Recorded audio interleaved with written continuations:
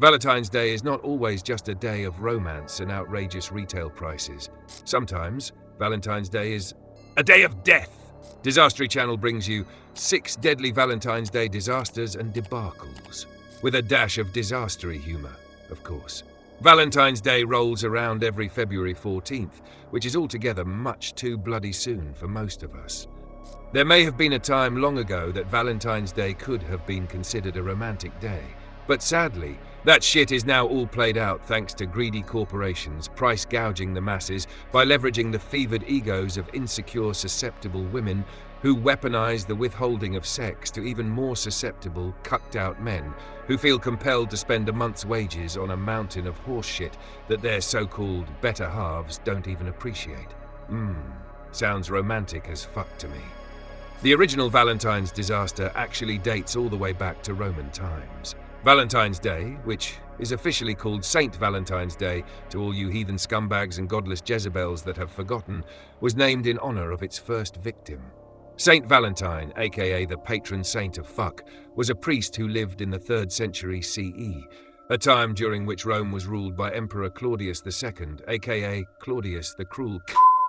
The rapacious Roman ruler's army was rapidly reducing in size, and the embittered emperor soon became convinced that fighting-age men were dodging the draft due to being too busy banging bow-legged bitches 2 at a time. To the callous and cynical Claudius, the solution was simple: immediately ban all marriages and engagements to ensure that more men joined the Roman army. Valentine gave a big, fat middle finger to the emperor and his decree, and continued to marry young fools on the down low. When Claudius came across the clergyman's clandestine ceremonies, he had him drubbed to death and decapitated as a deterrent to any other aspiring amours. Saint Valentine died on February 14th, around the year 270 CE, and immediately became a martyr for maddening romantics everywhere. Valentine's Day 1929 was a day of bloody carnage on the streets of Chicago, which became infamous as the St. Valentine's Day Massacre.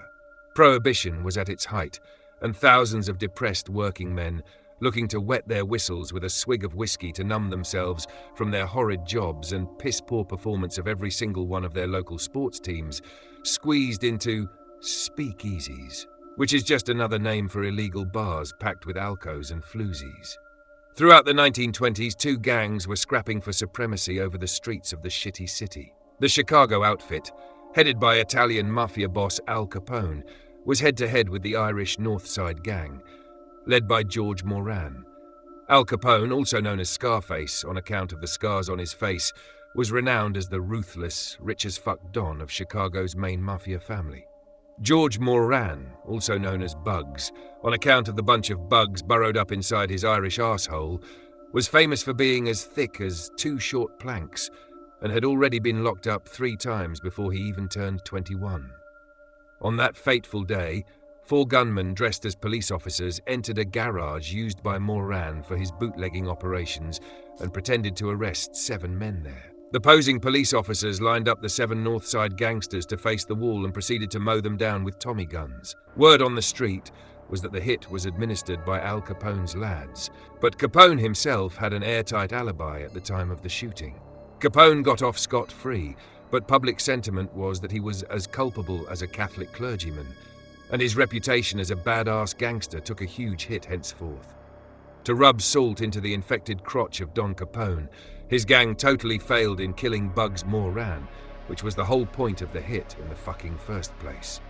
The St. Valentine's Day Massacre marked the collapse of Capone's crime syndicate, and he was imprisoned 2 years later and ended up banged up at the infamous Alcatraz Federal Penitentiary, with his remaining days marred by ill health, largely due to the syphilis he'd contracted during his years of bawling broads and bitches on the streets of Chicago. And there's simply nothing remotely romantic about crotch rot. February 14th, 1945 became known outside the US as the Prague Valentine's Day bombing/cluster bungle debacle. But this is largely unknown by those of American ilk, on account of the fact it was a total arse-farting camel fuck on the part of the US military. Essentially, towards the end of World War II, the US Air Force attempted to bomb the German city of Dresden, which is in East Germany, but instead made a total dog's breakfast out of the whole schmozzle and accidentally bombed Prague, a completely different bloody city in a completely different bloody country. Prague, which loosely translates in Czech to "we are neutral, we are beer," is the capital of the Czech Republic, which used to be called Czechoslovakia. But they changed the name because it was too hard to say, and tourists kept complaining about false advertising because they travelled all this way for the souvlaki mate, only to be turned away bitterly disappointed. Dresden, which loosely translates in German to "city of underpants," was a Nazi stronghold, and the city where all the Nazi underpants were knitted. The Allies figured Adolf's army would not be willing to wage war without any underpants, and if they took out Dresden, this would end the war, and the US could go back to throwing giant Great Gatsby parties or whatever the hell they were doing before anyway. Unfortunately, this assumption turned out to be dead wrong, and as it turns out, the Germans quite enjoyed fighting freeball, and in fact found it rather liberating. Back to Prague, though. The US Air Force dropped 152 tons of bombs on the Czech capital, and the air raid killed more than 700 innocents, with another 1,200 injured. Even more tragically, it is estimated that more than 50 beer factories were destroyed over a 10-block radius. Having said this, these stats are actually quite impressive for the US military back then, who normally kill many more of their own soldiers and allies over the course of a single battle. These are actually considered rookie numbers by today's standards. However, let's not forget the poor Pragians pummeled to pulp as a result of the sheer incompetence of the US military. Valentine's Day 1981 marks the date of the Stardust nightclub fire, one of Ireland's deadliest tragedies, killing 48 people and injuring over 200. The night before St. Valentine's Day, excitement filled the Stardust nightclub in Artane, Dublin, with over 800 young people gathered to dance, drink, and debaucherously fornicate into the wee hours of the morning. But as the clock edged past 1:30 a.m., Irish jigging quickly switched to Irish sprinting for the exits. A small flicker of fire was spotted near the club's west alcove. Within moments, it formed an unstoppable inferno, racing across the ceiling, feeding on the highly flammable materials that lined the nightclub. Flames leapt like electric leprechauns, consuming everything in their path. A choking, toxic smoke filled the air, blinding the terrified crowd. Panic set in. Screams of fear and agony echoed through the club as desperate partygoers rushed for the exits, only to find some locked, chained, or blocked. Chaos reigned as people clawed at doors, shattered windows, and trampled over one another in a frantic attempt to escape.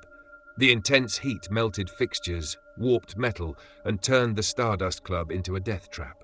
By the time firefighters broke through to begin their rescue, over a third of the partying patrons were dead or seriously maimed and mutilated in the carnage. More than half of those that died were aged 18 or under. In the days that followed, grief turned to outrage.